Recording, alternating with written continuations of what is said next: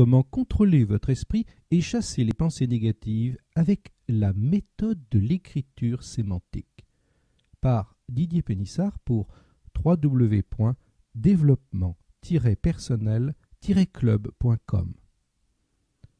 Je viens à l'instant de recevoir un email d'un correspondant fidèle du blog qui m'a donné l'idée d'approfondir la question.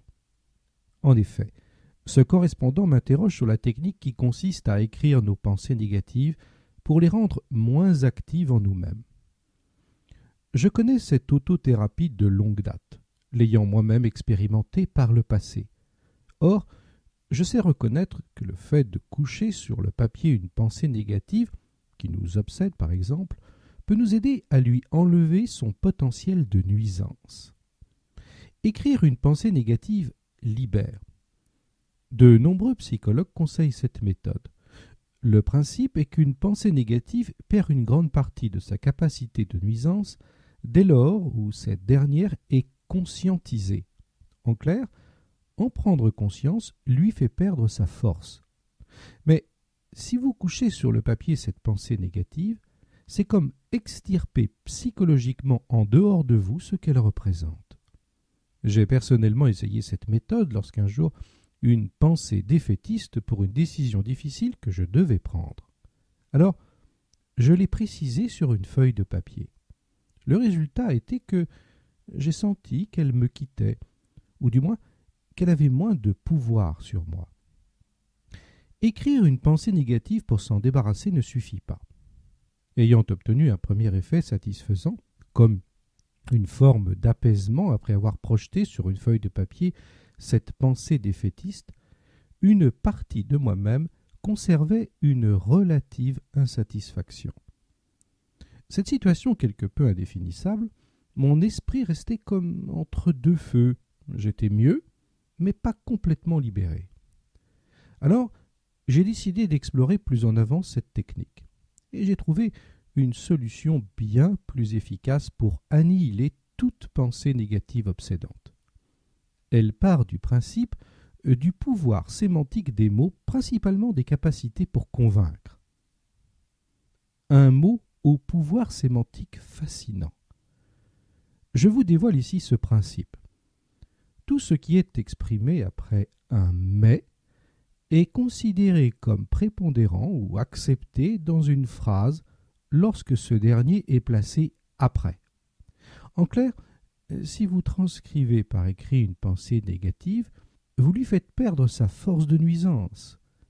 Et si vous adossez à celle-ci un « mais », en tentant de relativiser le sens de cette pensée, vous détruisez complètement ses effets négatifs en vous octroyant, en plus, un pouvoir positif puissant. Passons à la pratique si vous le voulez bien. Supposons qu'une pensée négative, à l'approche d'un rendez-vous important, vous obsède, en ayant cette affirmation dévalorisante qui occupe votre conscience. Je n'y arriverai jamais à être à la hauteur. 1. Vous prenez conscience que vous avez cette pensée. 2. Vous vous désolidarisez de celle-ci en vous disant « Mon esprit l'abrite, mais ce n'est pas moi ». 3. Vous écrivez la pensée sur un cahier. 4. Vous notez en face « Mais j'ai des ressources qui m'ont prouvé par le passé que j'ai franchi avec succès des situations identiques. » Le cerveau ne prend en compte que ce qui se passe après le « mais ». C'est dans les cours de sémantique et du pouvoir de convaincre que j'ai appris le pouvoir du « mais ». On y apprend que lorsque l'on place un « mais » dans un argument, c'est toujours ce qui est dit après ce mot que l'on prend en compte.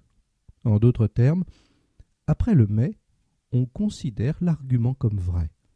Ce qui est avant le « mais » est oublié ou négligé. Les experts en sémantique et la science qui étudie le pouvoir des mots est tout à fait adaptable pour les pensées envahissantes et négatives. Concrètement, cette méthode a le pouvoir de rendre inactives les pensées dévalorisantes, et ceci en quelques instants seulement. Reprenons, si vous le voulez bien, d'autres exemples avec quelques pensées négatives. Je me sens incapable de réussir cet examen.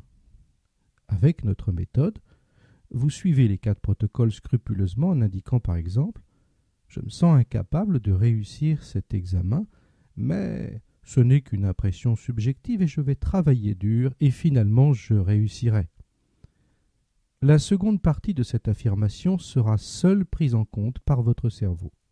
La première n'aura plus d'effet et n'influencera en rien votre état d'esprit. Un outil mental prodigieux d'efficacité.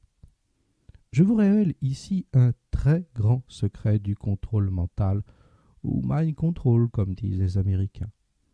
J'ai testé cette technique et je peux vous assurer qu'elle marche. Donnez-moi de vos nouvelles. Merci de votre attention et à très bientôt.